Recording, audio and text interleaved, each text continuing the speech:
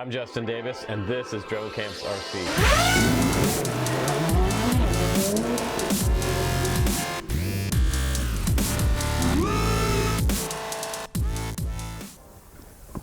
Hey guys, welcome back to the Drone Camps channel. I'm Justin Davis, and today I'm pretty excited because I get to review the Airhogs DR1 FPV racing pack. Everything is included inside this box. It has a little sort of brushed racer in here with an adjustable camera and goggles for your smartphone.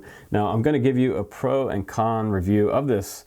I'm going to let you know what the honest truth about this is. You guys know that I am a FPV racer myself, and I use Fat Shark goggles exclusively with my FPV racers. You can see a bunch of them up here. They're all flying on 5.8 gigahertz, and that's the standard in the industry. This allows us to fly at extremely high speeds, around 100 miles an hour, and dodge through tree gaps. So something like that, does that work on this?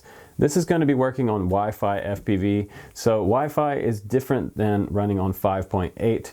It is very different. The lag is there with Wi-Fi. So we're going to see a bit of lag in this product, and I'm expecting that from the other reviewers. They've said the same thing. There is a lot of lag in here. So DR1 probably needs to focus on the next release of this to use 5.8 and include some goggles that will allow a video transmitter to receive it and show it on the screen and have a built-in screen instead of using a smartphone. The smartphone is nice because everybody has one, but for this particular case, it might cause some problems when you go to goggle up. Now, flying line of sight with this one should be fun and have no problems. You can record videos as well on your phone, just flying at line of sight, but we're gonna really step into this. We're gonna go outside, and we're gonna see how well this little quad performs. So I'm gonna go ahead and charge up the battery. I'll show you what's inside the box real quick, and then we'll go out and do a flight test.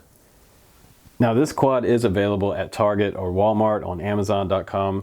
I'll try to put a link down below for you guys. The lowest price I saw it for was around $90, I believe, and $99 on Target. So it's probably going to be the price point this year. Now people are going to see this on ESPN, and like I said, they're going to think that they can fly like Johnny FPV or Luke Banney, but not quite, guys. It's not going to be quite like that experience, but this is geared towards kids, and sometimes tour advertisers tend to kind of pump things up a little more than they actually are. When you get it as a kid, you expect to fly like what you see on ESPN, and you're like, oh man, it's not quite the same thing. But this will provide some stoke to a bunch of different age groups, so I don't think this is a total loss. But the quad here, I like the quad. The design itself is really cool.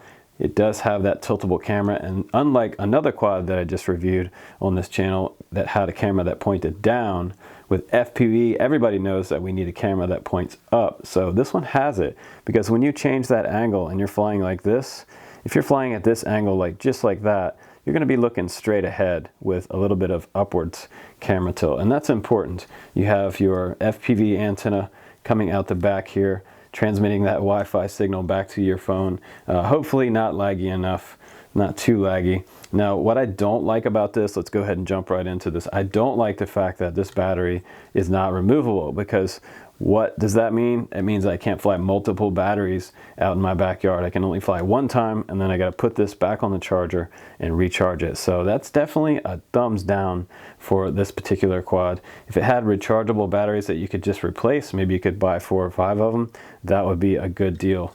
So think about that next time for your engineering team, guys over at Airhog and DR1.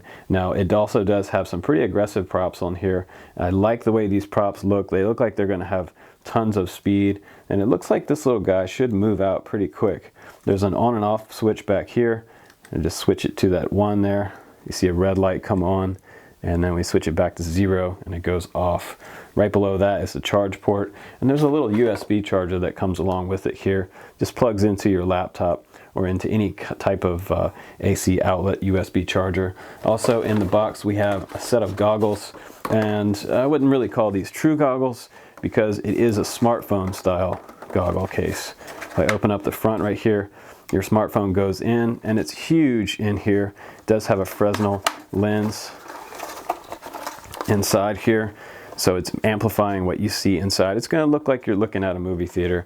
It's going to be pretty big, but my iPhone 7 should be able to fit in there pretty nicely. And also you get an extra set of props in the box, which is great because, you know, you never know, you might actually break some props flying this quad. You also get a prop remover tool, and you also get another style of thumb screws here for your quad, which is kind of nice. And also we have a couple rubber bands around this controller. I just want to pull this controller out for you real quick. This is a small controller. This is actually smaller than I was expecting because unlike the quad, the Kodo FPV that I just reviewed on the channel, this one is way smaller, so you don't really get that real controller feeling in your hand with these smaller ones, but these guys are advertising this as kind of kid-friendly. I would definitely say that would be kid-friendly. You have 2 speed modes on here, mode 1 and mode 2. You have auto takeoff and auto land, trim controls, and a power button in the center. Throttle on the left, roll and pitch are on the right here.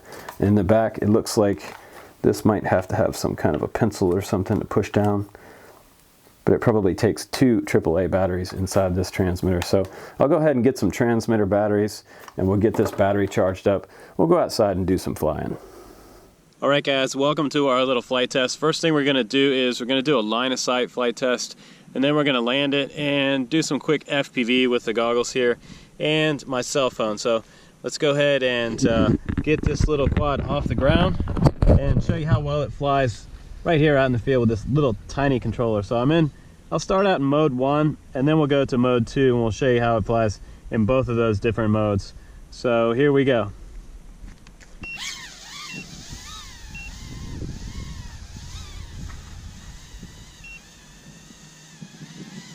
It doesn't have altitude hold like I was telling you guys. There's the yaw rate. Just gonna come back over here a little closer to me here. See if I can check out that hover. It's a little bit of wind, so I'm having to kind of hold it back a little bit. I might trim it backwards. The wind is blowing away from me, so it's kind of drifting toward the wind direction, which is straight down the field. Pretty quick and forward flight. Now let's try this mode 2 here. That's way quicker. Wow, I like mode 2. If you're a beginner, start off in mode 1. You saw how slow it was in mode 1. You're gonna FPV it. Later on, you wanna fly fast. It still has stabilization, but man, look at that tilt that it has. Wow, that's why you really need some camera angle on these quads. Makes a big difference. So let's go ahead and land it over here real quickly, and let's put the goggles on and try some FPV with this. And hopefully the Wi-Fi is going to be good enough. We're gonna check it out.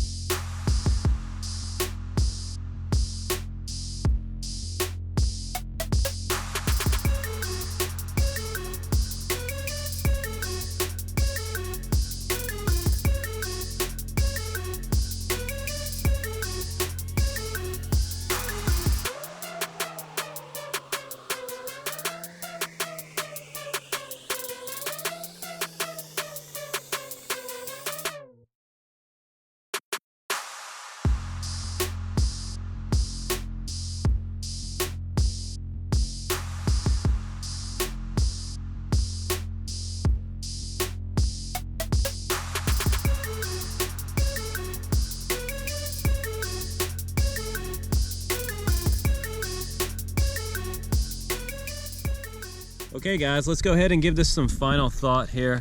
You know what, this is not as bad as I thought it was going to be, but I didn't fly it indoors. I flew it out here in this big open field, so that might have been an advantage. If you have a quad that has some Wi-Fi lag and you want to fly it and get the best experience, choose the biggest place to do that, because the more room you have, the more room you have to make mistakes.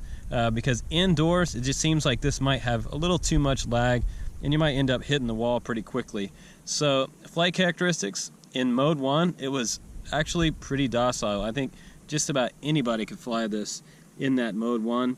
Mode 2 was a lot snappier, and you really need the camera angle tilted up for mode 2 if you're going to be flying FPV. Now I'm all done with the flight, and I think I had a lot of fun with it. I wish the battery had lasted a little bit longer, and I do wish that it had a separate battery bay in here so I could take the battery in and out, maybe get more batteries to fly, because I feel like one battery is just not enough. So that's kind of maybe one drawback of this. The goggles, the view inside the goggles actually was quite well. It's nice and immersive in here. It feels like you're looking at a huge movie screen. It really does feel like you're sitting right in the cockpit. So I think the goggle view is very, very good, and it doesn't feel weird or awkward. So that's really nice on my iPhone 7. Now inside the gallery, you can also edit and watch your videos on there. That's pretty cool. So you can see my video play in there. I'm flying around, and the video doesn't look half bad. It looks kind of like 16:9 ratio, and you can see it flying there toward me a little quicker there.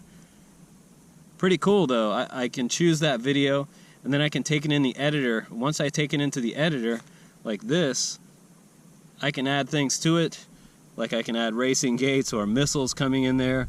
I can add laser fire or filters or stickers or music even. So this is pretty cool. And once I add all that stuff to my video and edit it the way I like it, I can export it to social media. So here I'll have a missile coming in there, and I can drag backwards and forwards there on the editor. So that's pretty cool. And I didn't see this in some of the other reviews, but when you're all done with it, you can choose to export it over to the share button. So we're going to go ahead and do save. We're going to export that video, and once it's done exporting, it goes to my camera library, and I'm all good. So I can upload it to Facebook or YouTube or wherever. That's a pretty cool feature. So the app is really, really good on this. So I gotta say, the lag in the Wi-Fi, it's not such a big deal when you have such a package all together that really does perform pretty well, and the app is really well made. So I gotta give it a thumbs up. It's a pretty good little beginner package, I'd say. So as long as it's not over $100, I would say it's definitely probably worth it if you decide to get this one. Thanks again for hanging out on my review, you guys. I'm Justin Davis. I'll see you on the next one.